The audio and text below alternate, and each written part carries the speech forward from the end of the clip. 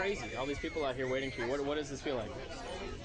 I don't know. It just seems like I know at the end of this week it won't happen anymore. Like I know I have to be. It's like it happens when it's been organized, but afterwards, like nothing. I mean, my life isn't any different to how it was last year. It's just so bizarre. It just doesn't seem like it's real. It seems like I have just a really weird job, right? Where I just go and people scream at me. I mean, that's like people just put me in a place and I get screamed at for like 15 minutes, and then I go somewhere else and get screamed at in a different city. So it's really strange. You're here in Chicago today. This crowd with hundreds of people out here in line. How were they coming through here talking to you? I mean, always fine. They're always really nice whenever they go through. I hate having to rush through everything though. It's just like you just feel like, I don't know, you have no control over how you're perceived by people. Such an amazing story because, you know, a year ago, maybe 2-3 years ago, I had no idea who you were. I mean, a lot of people, none of these people probably knew who you were. Yeah. And now all of a sudden, they're screaming. I mean, people were screaming and crying for you out there. And the movie hasn't even come out. It's completely insane. Does that make more pressure on you? The movie's got to be good now, right? Well, yeah, I mean, I've already shot it, so I can't do anything about it. But I mean, I shot it not having any idea that this would happen. So I'm just like, I don't know, there's nothing I can do about it. What's been the biggest change for you that you've noticed? I guess just at airports, like when you go to an airport and people are like waiting for you. They were like signing autographs and stuff. It's the weirdest thing. Actually, what am I talking about? The biggest change is going to like malls and there's like 6,000 people screaming at you. That's like, I was gonna say, your life is over, man. I mean, remind me to never hang out with you because we wouldn't be able to have any fun. There's people just crowding us all the time. Oh, great, thanks for telling me. No. So I heard you beat out 3,000 people for the role in this movie. Is that true? I have no idea. I mean, people have been telling me this recently, but I have no idea. I mean, I only ever knew that 3 other people were auditioning for it on the same day as me.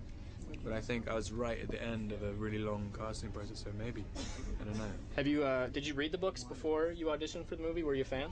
I hadn't read them before. I read them after the audition. Okay. I read them after. I was living in England. They weren't even very big in England then. It's pretty amazing. I had no idea what it was. And now, but now I realize what it is. The big question everyone wants to know is, are you going to do all 4 books? Is that going to be a plan for you? I think I'm signed on to do 3. Okay. And then I know they have the script for the second one. And if this one makes money, I guess it will shoot in like February or March or something next year. So, yeah. I don't know when the third one's going to happen though. Man. Are you excited about it?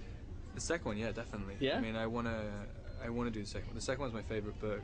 And I kind of planned... I wanted to set up the performance in this one for the second one. I don't really know how to do the third one yet. But but the second one, definitely, I really want to do. I really, really want to do it. So I think this part's really cool in the second one.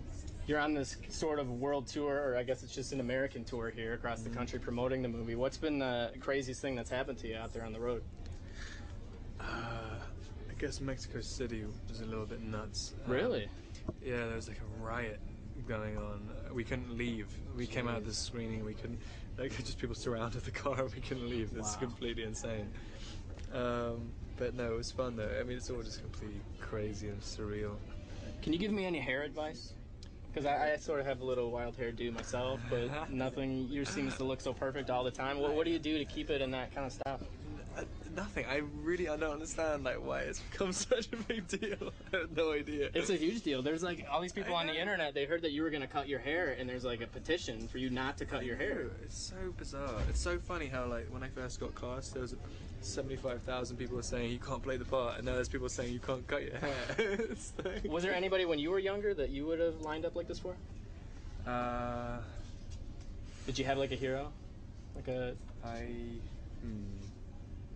I lined up to meet George Graham, who used to be the manager of Arsenal football team once.